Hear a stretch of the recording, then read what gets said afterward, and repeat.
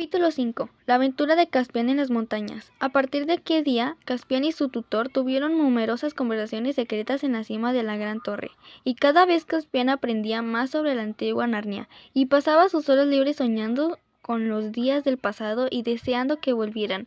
Claro que no le quedaban muchas horas libres, pues ahora su educación había empezado en serio. Aprendió esgrima y equitación, natación y buceo, así como a disparar con el arco y tocar la flauta dulce y la torbia. Aprendió también a cazar venado y abrirlos de un tajo una vez muertos. Además, su tutor le enseñó cosmografía, retórica, heráldica, versificación y, por supuesto, historia. Un poco de leyes, física, alquimia y astronomía. De magia solo la teoría porque el doctor Cornelius opinaba su práctica no era un estudio adecuado para un príncipe. Yo mismo, agregó, soy un mago mediocre y solo pude realizar algunos experimentos muy sencillos. No pude estudiar navegación, un arte noble y heroico según el doctor Cornelius, porque el rey Miraz desaprobaba todas las relaciones con los barcos y el mar. Llegó a conocer muchas otras cosas gracias a sus propios ojos y oídos. Cuando era pequeño, a menudo se preguntaba por qué le desagraba a su tía, la reina Prunaprismia. Con el tiempo se dio cuenta que era porque ella no lo quería. Igualmente tuvo coincidencia de que Narnia no era un país muy feliz. Los impuestos eran altísimos, las leyes muy duras y Miraz un hombre extremadamente cruel. Al paso de algunos años se comentó que la reina estaba enferma y se produjo un gran alboroto en todo el castillo, y tuvo serias preocupaciones por la salud de la soberana. Acudieron a los médicos y los cortesanos murmuraban por doquier. Recién comenzaba el verano. Una noche, en medio de toda aquella agitación, el doctor Cornelius despertó inesperadamente a Caspian a las pocas horas de haberse dormido. «¿Vamos a estudiar un poco de astronomía, doctor?», preguntó. «Silencio», dijo el doctor. «Ten confianza en mí y haz exactamente lo que te diga. Vístete. Partirás en un largo viaje». Caspian se sorprendió mucho, pero confiaba en su tutor y siguió sus indicaciones sin titubear. Cuando estuvo vestido, el doctor dijo: «He preparado un moral para ti. En la habitación de al lado lo llenaremos con las viandas de la cena de su Alteza. Allí deben estar mis pajes», advirtió Caspian. Duermen profundamente y no despertarán», dijo el doctor. «Soy un mago bastante mediocre, pero al menos pudo proporcionar un sueño encantado». A la antecámara y allí efectivamente, ambos pajes y Yaquian tendían en sus sillas roncando y más y mejor.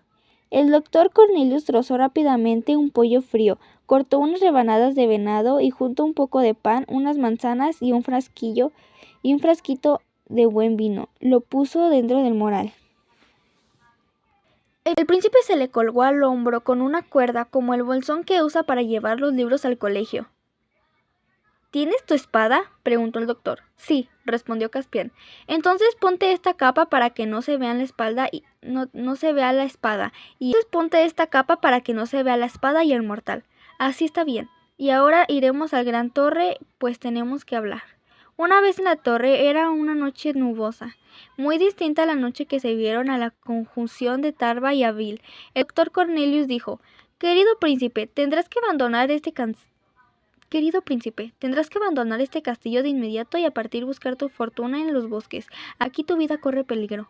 «¿Por qué?», preguntó Caspian. «Porque tú eres el verdadero rey de Narnia, Caspian X, el único hijo del heredero de Caspian Obedo. Larga vida de su majestad». Y repentinamente, ante la sorpresa Caspian, el hombrecillo hincó su rodilla en tierra y besó su mano. «¿Qué significa esto? No entiendo», dijo Caspian. «No sé por qué no has preguntado antes», dijo el doctor. «Como siendo hijo del rey Caspian no eres el mismo rey Caspian. Todos menos su majestad saben que miras en su usurpador. Cuando empezó a gobernar ni siquiera pretendía ser rey. Se llamaba a sí mismo Lord Protector, porque entonces murió tu real madre, la reina buena y la única telmariana que fue bondadosa conmigo. Poco después murieron o desaparecieron uno a uno todos los grandes señores que habían conocido a tu padre. No por accidente, ciertamente. Miradlas Eliminos Belizar y Ubilas fueron acribilados a flechas durante una cesaría. Casualmente, según se explicó, a los de la familia de los Pasadís los envió a luchar contra los gigantes de la frontería norte hasta con los falsos cargos de locura, y finalmente persuadió a los 7 nobles señores, los únicos temerarios que no temía al mar, para que se embarcara y fuera a buscar nuevas tierras más allá del océano del oriente. Jamás regresaron, que era lo que él esperaba, y cuando no hubo quien pudiera abogar en tu favor, los adultores, siguiendo sus instrucciones, le rogaron que aceptara ser rey y por supuesto él accedió. ¿Quieres decir que ahora quiere matarme a mí también?, preguntó Caspian. Es bastante probable, contestó el doctor Cornelius. Pero, ¿por qué ahora?, volvió a preguntar Caspian. Es decir, ¿por qué no lo hizo antes si eso era lo que quería? ¿Qué mal le he hecho yo? ¿Qué mal le he hecho yo? He cambiado de opinión respecto a ti porque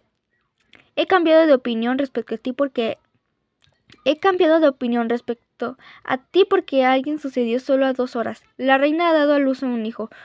No veo qué tiene que ver eso, dijo Caspian. ¿No lo ves?, exclamó el doctor. Entonces mis lecciones de historia y política no han servido de nada. Escucha, ¿cómo no tenía hijos? Miras decidió que tú serías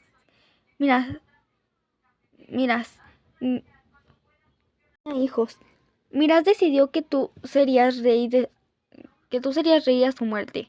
No porque te estimaras mucho, sino porque prefería que fueras tú el heredero, y no un extraño.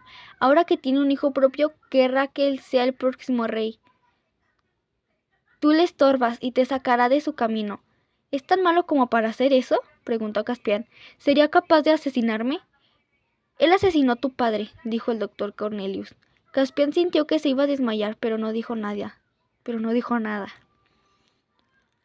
Podría relatarte toda la historia, dijo el doctor, pero no ahora, porque hay tiempo. Tienes que partir de inmediato. ¿Usted vendrá conmigo?, preguntó Caspian. No me atrevo, respondió el tutor. Sería más peligroso para ti. Es más fácil seguir el rastro de 2 personas que el de una sola. Querido príncipe, mi querido rey Caspian, tienes que ser muy valiente. Te irás solo y en este mismo instante trata de cruzar la frontera sur y llegar a la corte del rey Nain del Archeland. Él te ayudará y será bueno conmigo. ¿No le volveré a ver nunca más?, dijo Caspian, con una voz trémula. Espero que sí, querido rey, repuso el doctor. ¿Qué otro amigo tengo yo en el mundo si no es su majestad? Y tengo también un poquito de magia. Pero ahora hay que actuar con rapidez. Antes de que todo vaya, te daré 2 regalos, esta pequeña bolsa de oro, y pensar que todo lo del tesoro de este castillo te pertenece por derecho propio, y algo más valioso. Y puso en las manos de Caspian un objeto que el que apenas podía distinguir, pero al tocarlo se dio cuenta que era un cuerno. Dijo el doctor Cornelius, es el tesoro más grande y sagrado que hay en Narnia. Cuando era todavía joven debí vencer incontrolables terrores y recurrir a diversos hechizos para encontrarlo. Es un cuerno mágico de la reina Susana, que ella dejó olvidado cuando desapareció de Narnia, al término de la Edad de Oro. Se dice que quien sople este cuerno recibirá una ayuda extraña. No sabe cuán extraña. Ojalá tenga el poder traer del pasado a la reina Lucía y al rey Edmundo, y a la reina Susana y al gran rey Pedro. Pero para que pongan todo en orden, a lo mejor a su sonido acude el propio Aslan. Tómalo, rey Caspian, pero no lo uses al menos de que sea por extrema necesidad. Y ahora apresúrate. ¡Rápido, rápido! La puertecilla al fondo de la torre y la que da al jardín está sin llave. Allí nos separaremos. ¿Puedo llevar mi caballo de estrier?, pidió Caspian. Ya está ensillado esperándote al rincón del huerto. Mientras bajaba la gran escalera del caracol, Cornelio susurraba sus consejos al oído de Caspian, quien, aunque se sentía asustado y como era el alma en los pies, se esforzaba para escuchar con la mayor atención. Salieron al aire fresco del jardín, un cariñoso apretón de manos, una carrera por el pasto, el relincho de bienvenida de Destrier, y así fue como el rey Caspian decidió abandonó el castillo de sus padres. Miró hacia atrás y vio que se encendía fuegos artificiales para celebrar el nacimiento del nuevo príncipe. Cabalgó toda la noche por los bosques en dirección al sur, escogiendo caminos laterales y senderos estrechos y escasamente frecuentados mientras estuvo en tierras conocidas. Después tomó el camino real. Destrier estaba tan excitado como su amo en ese desacostumbrado paseo.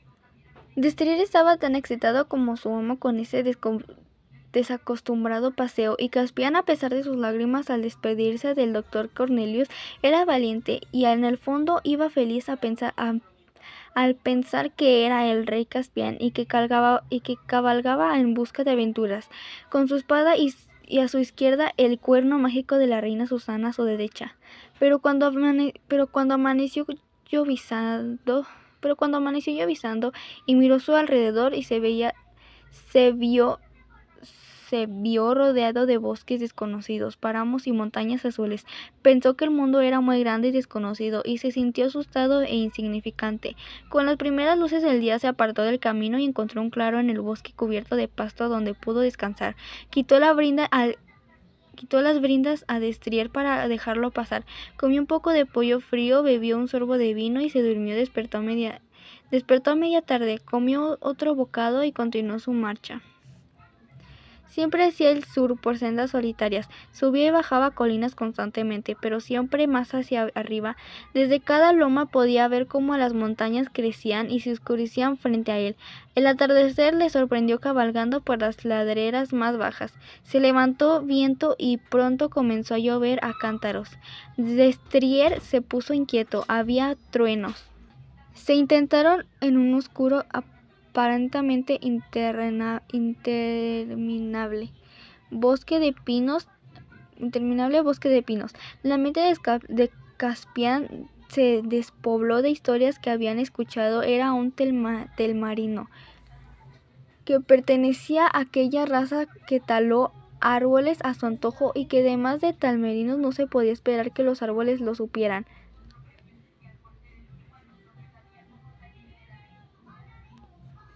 Y no lo sabían. El viento se transformó en tempestad. Los troncos de los árboles crujían y rugían en torno a él. Hubo un estruendo. Un árbol cayó atravesado en el camino justo detrás de Caspian. «Tranquilo, Destrier, tranquilo», dijo acariciando el cuello del animal. Pero también él temblaba y comprendió que había escapado de la muerte por un pelo. Centelleó un relámpago y el chasquido y el trueno parecía partir el cielo en dos. Destrier se desbocó y Caspian, a pesar de ser buen jinete, no tuvo fuerzas para frenarlo.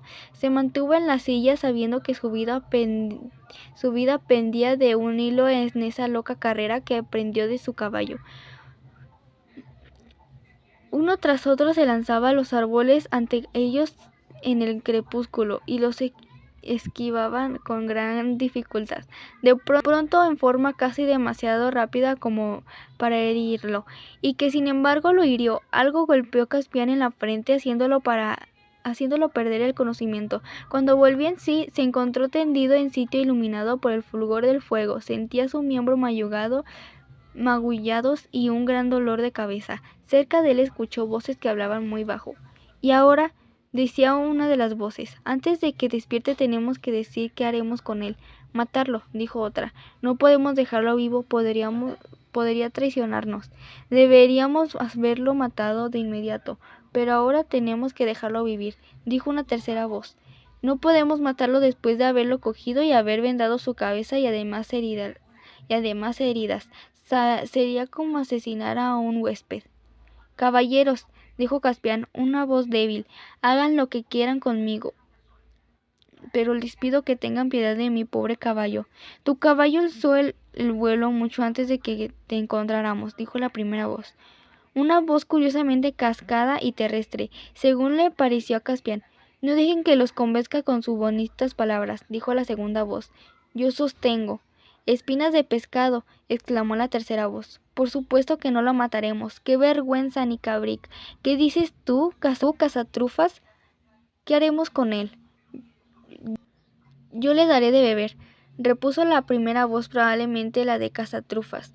Una silueta sombría se acercó a la cama. Caspian sintió en un brazo se deslizaba suavemente bajo sus hombros. Si es que realmente un brazo. La figura parecía un poco deforme. La cara se inclinó sobre él, parecía igualmente deforme. Tuvo la sensación de que era muy peluda, con la nariz larguísima y unas raras manchas blancas a ambos lados. Debe ser una especie de máscara, pensó Caspian. O quizás tengo fiebre y estoy delirando. Sintió que llevaban a sus labios una copa llena de líquido dulce y caliente, y lo bebió. Alguien atizó el fuego.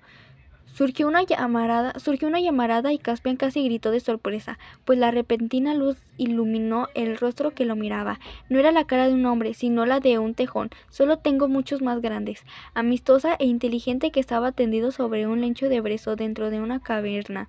Sentado frente al fuego habían dos hombrecillos barbudos, muchos más salvajes, peludos, bajos y gordos que el doctor Cornelius, y comprendió de inmediato que se trataba de verdaderos enanos, antiguos enanos, sin una gota de sangre humana en sus venas. Entonces Caspian supo que por fin había encontrado a los antiguos narnianos. Sintió que su cabeza daba vueltas. En el transcurso de los días aprendió a conocerlos por sus nombres. El tejón se llamaba Cazatrufas, era el de más edad y el bondadoso de los tres. El enano que quería matar a Caspian era un amargado enano negro, es decir, su cabello y barba eran negros, espesos y tiesos, con gris de cabello. Su nombre era Nicabric. El otro enano era un enano rojo, con su pelo semejante del zorro. Se llamaba Trumpkin. Y ahora, dijo Nicabric, una tarde cuando Caspian se sintió mejor y pudo sentarse a conversar, aún no hemos decidido qué haremos con este humano. Ustedes dos creen que le han hecho un gran favor al no permitirme matarlo, pero me imagino que el resultado final será que tendremos que tenerlo prisionero por el resto de su vida. Por ningún motivo lo dejaré escapar vivo para que regrese junto a los de su raza y no traicione. Almohadas y almohadones, Nicabric, exclamó Trumpkin. ¿Por qué tienes que hablar de manera tan dura? La criatura no tiene la culpa de haberse estrellado de cabeza contra un árbol a la puerta de nuestra caverna. A mí no me parece que sea un traidor. Escúchenme, dijo Caspian. Ustedes ni siquiera saben si yo deseo regresar, y la verdad es que no quiero. Me gustaría quedarme con ustedes, si me lo permiten. He pasado mi vida buscándolos. Puros cuentos, gruñó Nicabric. Eres un telmanario y un imano, ¿no es así? Estoy cierto de que quieres volver a donde tu propia gente. Pero es que aún no quisiera, no puedo volver, dijo Caspian. Oía tratando de salvar mi vida cuando tuve el accidente. El rey quiere asesinarme. Si ustedes me matan, habrá hecho justo lo que él más desea. Vaya, mustió Cazatrufas. No es posible, ¿eh? ¿Qué dices? ¿Qué has hecho, humano, para caer en desgracia ante miras a tu edad? Preguntó Trumpkin. Él es mi tío, comenzó Caspian, pero Nicabric se levantó bruscamente de su puñal en la mano. ¡Ahí tienen! Gritó. No solo es un telmarino, sino además es pariente cercano y heredero de nuestro peor enemigo. ¿Serán tan locos de dejar con vida a esta criatura? Habría apuñalado a Caspian ahí mismo, si el tejón y Trumpkin no se hubieran interpuesto en su camino, forzándolo a volver a su asiento donde le mantuvieron sujeto. Ahora de una vez por todas, Nicabric, sentenció Trumpkin. ¿Vas a contenerte, o Cazatrufas, o yo tendremos que sentarnos encima de tu cabeza? Nicabric prometió de mala gana que se quedaría tranquilo. Los otros le pidieron a Caspian que contara su historia. Cuando terminó el relato se hizo silencio. Es la historia más rara que he oído, dijo Trumpkin. A mí no me gusta, dijo Nicabric. No sabía que todavía se hablara de nosotros entre los humanos. Cuanto menos sepan de nuestra existencia, será mejor. y esta vieja niñera debería haber sujetado la lengua, y en todo ese mezclado, ese tutor, un enano renegado, los odio más que a los humanos. Recuerden mis palabras, no saldrá nada bueno en todo esto. No hables de cosas que no entiendes ni Cabric, dijo Cazatrufas. Ustedes los enanos son tan olvidadizos y cambiantes como los mismos humanos.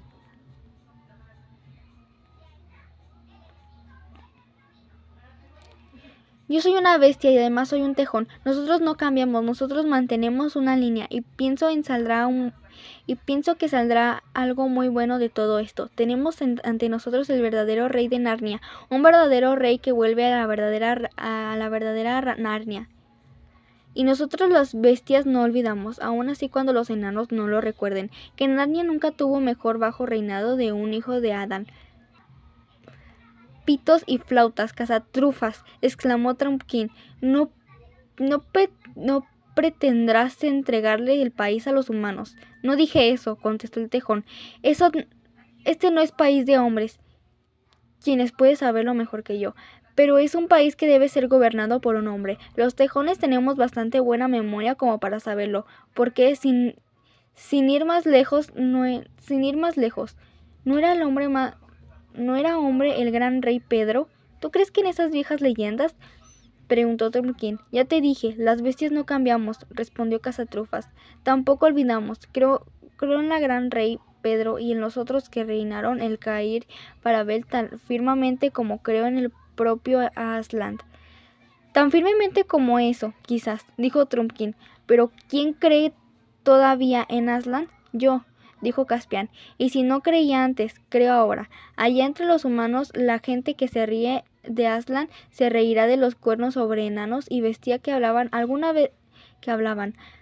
Algunas veces dudé si existiría realmente un ser como Aslan. También dudé si había gente como ustedes, y sin embargo aquí están. Es cierto, asistió Cazatrufas.